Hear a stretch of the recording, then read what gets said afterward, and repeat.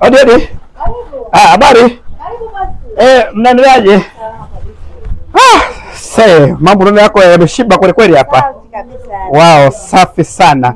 Sasa nataka kubadilisha mtungi kidogo hapa. Okay. Maana kuna mayai yako ya kwenye hali ya uvuguvugu wafu ghafla mambo yamekata. Inakata ghafla. Bei gani? 24 tu kubadilisha mtungi. 24? Huo mwekundu 24, mwingine 24. Mtungi mdogo 24? Basi mnapiga hela? Hamna kitu. Yaani hamna kitu, hapo ni kidogo sana. Sasa mimi nikajua 20,000 bwana. Sasa kwa hiyo nimekosa gesi. Sasa mimi mwenyewe kununua bado si 20,000. I say. Iko juu sana. Faida ni ndogo sana gesi. Sawa, basi mimi ngoja nikaongeze kwa sababu ile lazima nitafune. Ngoja nikaongeza kidogo hapo, sawa Kwa hiyo niongeze shilingi ngapi kwenye 20,000? Niongeze 4,000. Kaongeze 4,000 tu afa. Sawa. Haya, asante sham. Haya.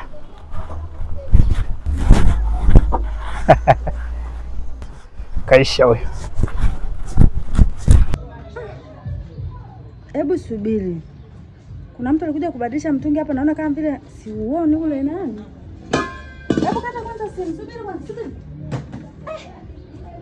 Mtungi shaibiwa jamani. Huyu mkaka kashanibia mtungi wangu. Mbona ilikuwa imejaa gesi?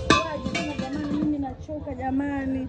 Huu mtungi ulikuwa na gesi. Mama mnao hujamuona yule mteja alikuja hapa jamani, mimi mwenzenu nishaibiwa jamani. Alichukua kaja na mtungi 20,000 akaniambia na 20,000. Angalia sasa mtungi kashanibadilisha mtungi mwingine. Hebu ona kachukua ule mtungi wangu akasema naenda kuongezea 10,000. Hajanipa, ameniambia naenda kuongezea shilingi 10,000, alikuwa na 20,000. Mimi nimeshindwa.